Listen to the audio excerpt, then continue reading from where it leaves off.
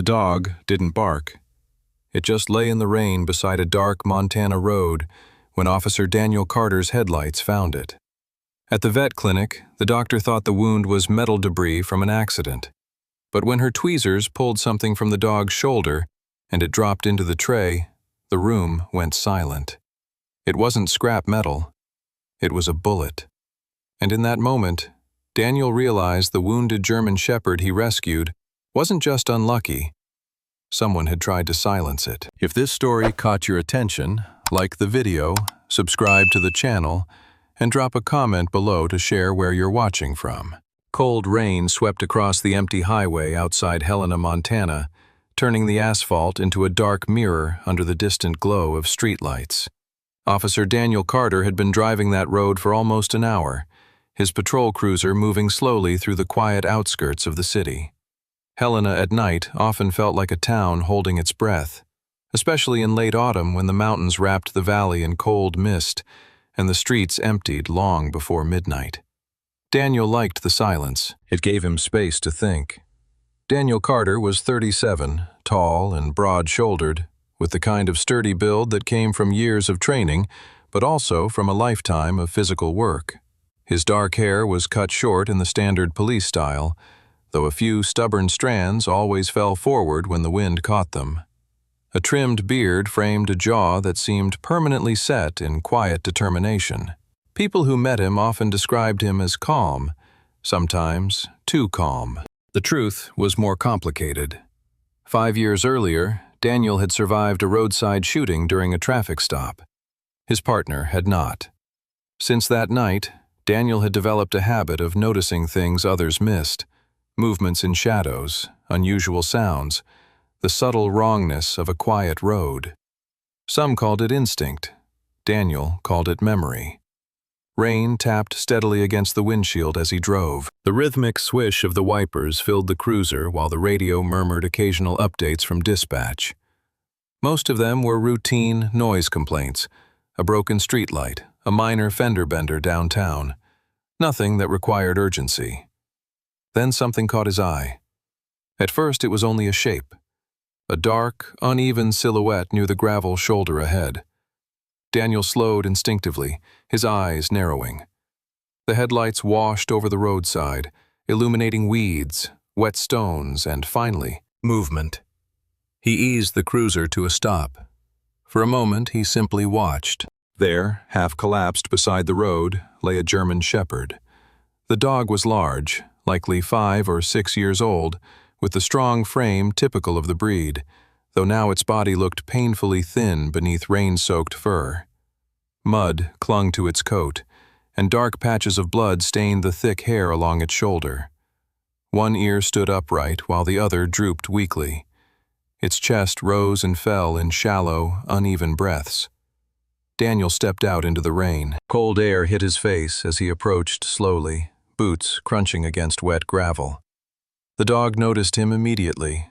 Its head lifted just enough for their eyes to meet. What Daniel saw there stopped him. Not fear, not aggression, just exhaustion, and something that looked almost like pleading. The dog tried to move, but its legs trembled beneath its weight.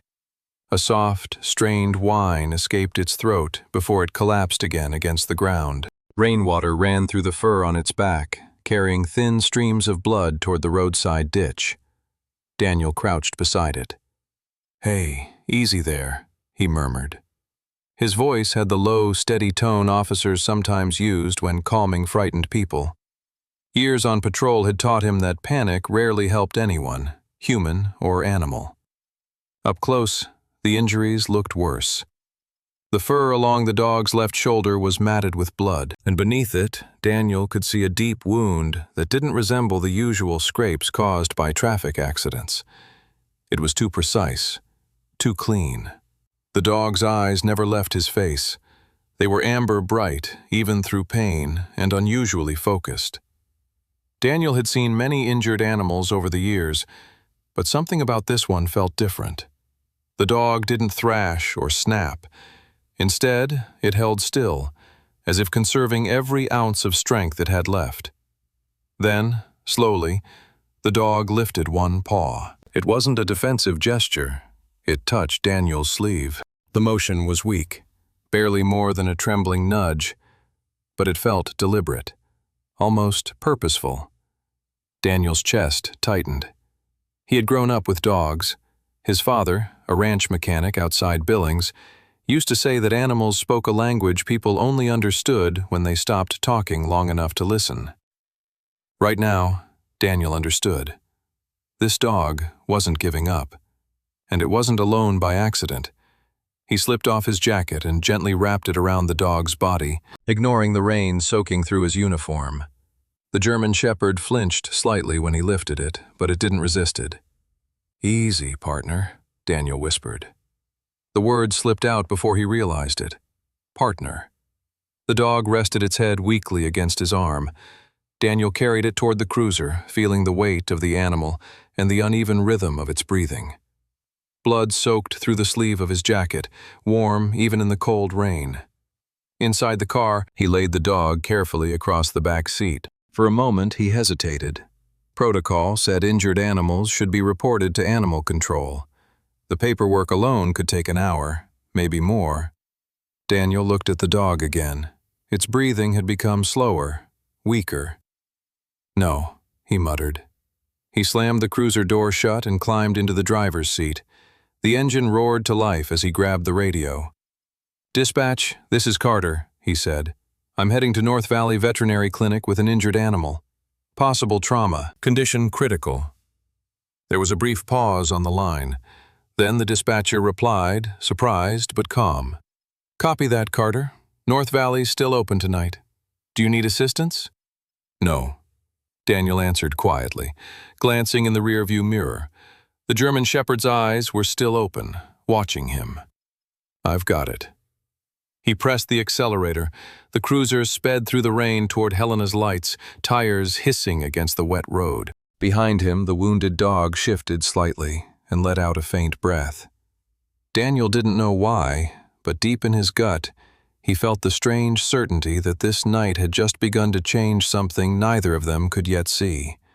And somewhere beneath the soaked fur on the dog's shoulder, hidden deep inside the wound, something small and metallic waited silently. Something that had never been meant to be found. The rain followed Daniel all the way into Helena, drumming against the windshield as the glowing sign of North Valley Veterinary Clinic finally appeared at the end of the street like a small lighthouse in the storm. Daniel parked hard near the entrance and hurried around to the back door of the cruiser. The German Shepherd lay where he had placed it, breathing shallowly but still conscious. Its amber eyes tracked his movement, alert despite the pain. When Daniel gently lifted the dog again, he noticed something strange. Its muscles tensed, not in fear, but in discipline, like a trained animal forcing itself to remain still. Inside the clinic, warm light spilled across the tiled floor. The faint scent of antiseptic and animal fur filled the air. A woman stepped quickly from behind the reception desk the moment she saw Daniel carrying the bleeding dog. Her name was Dr. Emily Hart. Emily Hart was about 32. Tall and slender, with narrow shoulders and long brown hair pulled into a tight, practical ponytail. A few loose strands framed a pale face marked by quiet concentration. Her eyes were sharp, gray, calm eyes that had spent years studying injured animals without panic. She wore dark green veterinary scrubs beneath a white coat, the sleeves rolled up slightly as if she had already been working late into the night. Emily had grown up on a cattle ranch outside Missoula, Montana. Years of helping her father treat injured livestock had given her steady hands and a habit of thinking before reacting. People who worked with her often said she had the patience of someone who understood that panic wasted precious seconds. "What happened?" she asked, already guiding Daniel toward the examination table. "Found him by the road," Daniel replied, carefully placing the dog down. "Shoulder wound. Looks deep." Emily didn't waste time asking more questions. Her hands moved gently but efficiently over the animal's body, checking pulse, breathing, and muscle response. The German Shepherd remained strangely calm beneath her touch. Most injured dogs would snap or struggle, but this one only watched her quietly.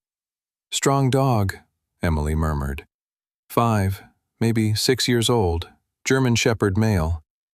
The dog's ears twitched slightly as if recognizing the words. Daniel stood nearby, rainwater still dripping from his jacket. Something about the dog's behavior continued to bother him. It wasn't just the injury. It was the way the animal seemed aware of everything happening in the room. Emily parted the fur around the wound on the dog's left shoulder. Her expression changed. "That's deeper than I expected," she said softly. Blood had clotted around the opening, but beneath it the wound was narrow and precise. Emily frowned slightly as she cleaned the area with antiseptic. The dog flinched once but did not resist. "Hold him steady," she said. Daniel placed one hand gently along the dog's neck. The animal turned its head toward him briefly, breathing slow but controlled. Emily reached for a pair of surgical tweezers and carefully inserted them into the wound. For a few seconds, she worked in silence, her brow tightening in concentration. Then the tweezers caught something. A faint metallic sound clicked against the instrument. Emily paused. Daniel noticed the change immediately. "What is it?" "At first I thought it was debris," Emily replied, slowly pulling the object free. "Maybe a fragment from a car or metal fence." She placed the object onto a small stainless steel tray under the overhead light. Both of them stared. It wasn't debris. It was a bullet. The metal was distorted from impact, the surface flattened and slightly twisted. Even so, its shape was unmistakable. Daniel felt the air leave his lungs. "That's not possible," he muttered. Emily leaned closer, examining it carefully. "This isn't from a collision," she said quietly. "Someone shot this dog." The room seemed suddenly smaller. Daniel looked back at the German Shepherd. The dog watched them both, silent, its breathing steady despite the injury. And for the first time that night, Daniel realized something unsettling. The wound hadn't been meant to kill quickly. The bullet had been fired with distance and precision, just enough to disable. Whoever pulled the trigger hadn't been aiming at a stray animal. They had been aiming at this dog. Morning arrived slowly over Helena, Montana, the gray clouds of the night storm still hanging low above the mountains as weak sunlight filtered through the windows of North Valley Veterinary Clinic. The German Shepherd woke sometime after dawn. For several minutes, the dog didn't move. It simply lay on the padded recovery table while the steady hum of medical equipment filled the quiet room. A bandage now wrapped firmly around its left shoulder, clean white against dark fur. The wound had been cleaned and stitched during the night, and the dog had lost enough blood that Emily had decided to keep him under observation. Officer Daniel Carter sat nearby in a metal chair that looked far less comfortable than the long night he had spent in it. His uniform shirt was still wrinkled from the rain, and his eyes carried the dull heaviness of a man who had slept perhaps 20 minutes at most. When the dog's eyes opened, Daniel noticed immediately. Amber eyes again, sharp, alert, not confused the way injured animals often were after surgery. The German Shepherd lifted its head slightly and looked straight at him. Not just looked, studied him. Daniel leaned forward slowly, resting his elbows on his knees. "Well, you made it through the night," he said quietly. The dog watched him in silence for another second before its tail gave a slow, careful thump against the padded table. Daniel blinked. "That's a good sign," he muttered. Across the room, Dr. Emily Hart stepped back inside carrying a clipboard. Her brown ponytail had loosened slightly during the early morning hours, and faint shadows rested beneath her calm, gray eyes. She had changed into a fresh set of dark green scrubs, but the long shift was beginning to show in her posture. "He's waking up sooner than expected," she said, approaching the table. Emily checked the dog's pupils and breathing before nodding with quiet approval. "Strong recovery response," she added. "This dog's tougher than he looks." Daniel watched the animal closely. "What kind of dog stays this calm after surgery?" he asked. Emily gave a small, thoughtful shrug. "A trained one," she replied. That word hung in the air. Trained. As Emily adjusted the bandage, something metallic brushed lightly against the table. She paused. "Hold on." Her fingers reached beneath the thick fur around the dog's neck. For a moment, she gently untangled something caught beneath the collar strap. When she pulled it free, a small metal tag swung from the worn leather collar. The collar itself looked old-weathered, scratched, the kind of equipment that had seen years of use. The tag attached to it was worse. The metal had been scraped and faded so badly that most of the letters had vanished. Emily squinted at it. "I almost missed this last night," she said. Daniel stepped closer.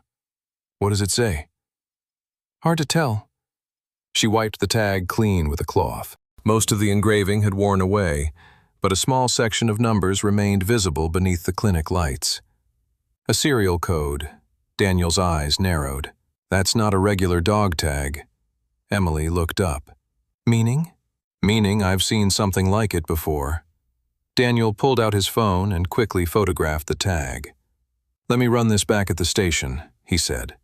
Emily crossed her arms thoughtfully. "You think he belongs to someone?" Daniel glanced at the dog again. The German Shepherd was watching both of them carefully, ears slightly raised. "I think," Daniel said slowly, "this dog belonged to someone important." An hour later, Daniel walked through the glass doors of the Helena Police Department, still holding the photo on his phone. The station was already busy with the start of the morning shift. Officers moved between desks while the low murmur of radios and ringing phones filled the room. Daniel headed straight toward the computer terminal near the back wall. After a few quick keystrokes, he entered the numbers from the tag. The system searched. For several seconds, nothing appeared. Then, the screen flickered. A restricted access notification flashed across the monitor. Daniel frowned. "That's strange." He entered his credentials again, forcing the system to reveal what little data remained attached to the code. A single file appeared. Old, mostly erased, but not completely. Daniel leaned closer to the screen. The file contained only a few surviving lines. Federal K-9 Unit Operational Status, Classified. Identification Name, Ranger. Daniel sat back slowly. The room around him seemed to grow quieter. Because one thing was suddenly very clear. The injured German Shepherd lying in a veterinary clinic across town wasn't just a stray dog. He was a former federal K-9 operative, and somehow, his entire record had been erased. The following afternoon in Helena felt quieter than usual. The sky still gray after the storm as a cold wind drifted down from the mountains and rattled the bare branches along North Valley Street. Inside North Valley Veterinary Clinic, Ranger rested in a recovery kennel near the back treatment room. The German Shepherd looked stronger than he had the night before. His breathing was steady now, and though the thick bandage around his shoulder limited his movement, his eyes had regained that sharp watchfulness that Daniel had noticed from the beginning. The dog's coat, once matted with mud and blood, had been cleaned, revealing the deep sable coloring typical of well-bred working shepherds. Even injured, Ranger carried the quiet presence of an animal trained to observe before reacting. Dr. Emily Hart checked the stitches once more before closing the kennel door gently. She had grown accustomed to difficult cases over the years, but something about this one unsettled her. Not the injury, but the tension that seemed to surround the dog. "Still stable," she said calmly as Daniel stood nearby. Daniel nodded, though his attention drifted toward the large clinic window facing the street. Two men had walked past earlier, then another. None of them had entered, but they had all looked inside. "You notice anyone strange today?" Daniel asked. Emily paused. "A few people slowed down out front. I assumed they were curious about the police car." Daniel didn't respond right away, because curiosity didn't usually come with the kind of posture he had seen. These men had moved with quiet precision, shoulders straight, heads turning only slightly, scanning their surroundings without appearing obvious. Daniel had seen that kind of movement before, military, or something close to it. Outside the clinic, one of those men now stood across the street beside a parked sedan. He appeared to be in his mid-40s, tall and lean with sharp cheekbones and a square jaw partially hidden by a short gray beard. His dark coat hung neatly over a black sweater, giving him the appearance of an ordinary traveler, but his eyes betrayed something different: cold patience. His name was Victor Hale. Years earlier, Victor had served as a federal contractor attached to several classified operations across the western United States. Most of those assignments never appeared in official reports. The work had required quiet observation, careful timing, and an understanding that some truths were not meant to surface. Victor watched the veterinary clinic window with calm interest. Inside, Daniel's cruiser was still parked outside. "That complicates things," Victor murmured to himself. Across town, Daniel had spent the morning reviewing the partial data he had pulled from the Helena police system. The bullet removed from Ranger's shoulder had already been sent to the department's forensic technician. The technician, Mark Delaney, was a stocky man in his early 50s with thinning blonde hair and a permanent coffee stain on the front pocket of his lab coat. Mark had worked in Helena's small forensic unit for nearly 20 years and possessed the quiet patience of someone who trusted evidence more than rumors. When Daniel arrived earlier that day, Mark had already placed the bullet beneath a magnified light. "You're not going to like this one," Mark had said. Daniel leaned against the metal counter. "Why?" Mark rotated the bullet slowly with a pair of tweezers. "This caliber isn't common," he explained. "It was issued during a federal operation about 8 years ago." Daniel frowned. "What operation?" Mark hesitated. "Officially? None." He tapped a small document on the desk. "But I remember the rumors. Something about a weapons smuggling investigation outside Helena. A task force moved through the region, then suddenly everything went quiet. Files vanished. Personnel reassigned." Daniel felt a cold weight settle in his chest. "In this bullet?" Mark looked up. "Same batch." Back at North Valley Clinic, Ranger suddenly lifted his head inside the kennel. His ears twitched toward the front door. Outside, Victor Hale began walking slowly toward the entrance. And for the first time since Daniel had found the wounded dog on the roadside, the situation began to feel less like a coincidence and more like the beginning of a hunt. Winter arrived early in Helena that year, dusting the streets with a thin layer of snow that softened the edges of buildings and quieted the city beneath a pale gray sky. Officer Daniel Carter stood outside the Helena Police Department with his coat collar pulled up against the cold wind. Across the street, the traffic lights blinked lazily over an almost empty intersection. Helena was never a loud city, but in the months following Ranger's discovery, the quiet had taken on a different meaning. It felt like the calm after something large had finally broken open. Daniel had made his decision the moment the first men began circling the veterinary clinic. He would protect the dog. Not because it was part of his job, but because every instinct he had developed over years in law enforcement told him that Ranger was more than an injured animal left by the road. Ranger was evidence living, breathing evidence, and someone out there wanted that evidence gone. In the days that followed, Daniel worked quietly. With the help of Mark Delaney, the forensic technician who had first analyzed the bullet, he began reconstructing fragments of a case that had been buried nearly a decade earlier. Old records were incomplete, and many files had been deliberately erased, but enough pieces remained to reveal a pattern. Weapons shipments had passed through rural Montana under the cover of federal operations. Some of those shipments had never reached official evidence lockers. Instead, they had disappeared. As the investigation deepened, Daniel brought the information to Captain Laura Bennett, the senior officer overseeing Helena's internal investigations unit.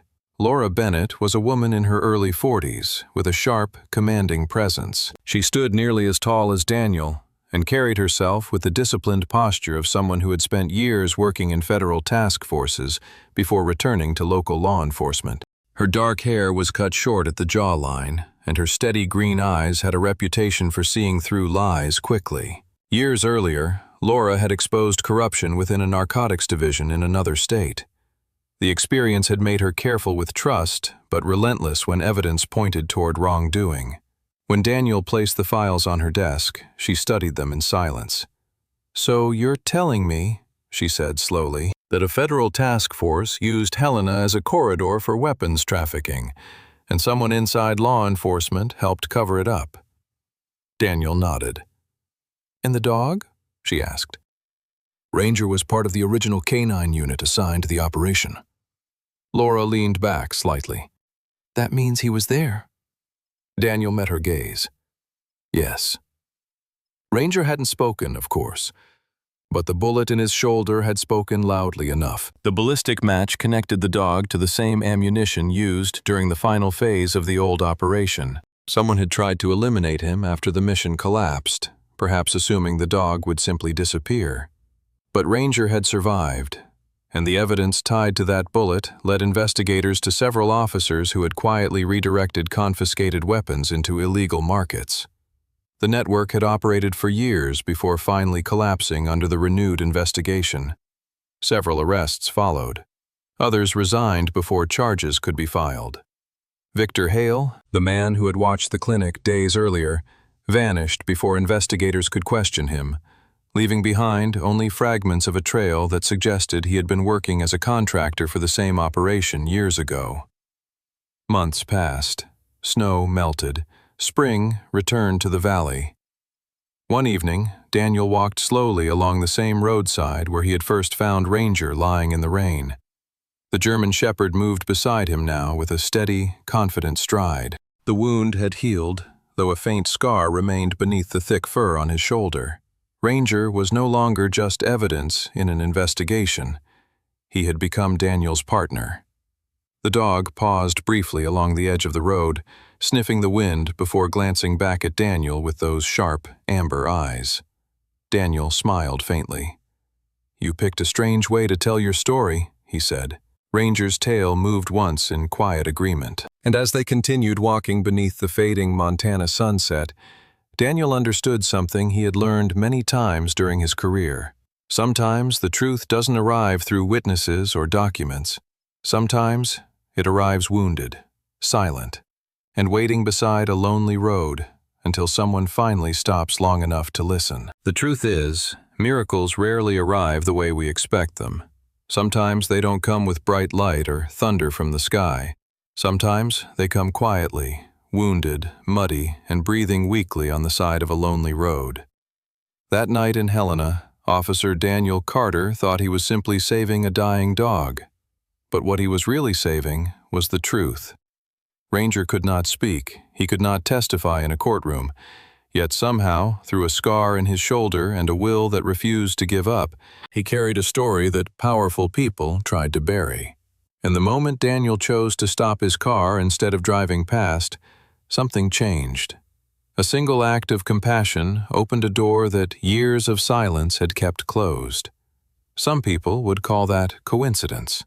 Others might call it God's quiet way of working, because sometimes God places a life in our path, not to test our strength, but to reveal our heart. A wounded animal, a stranger in need, a moment when we could walk away but choose not to.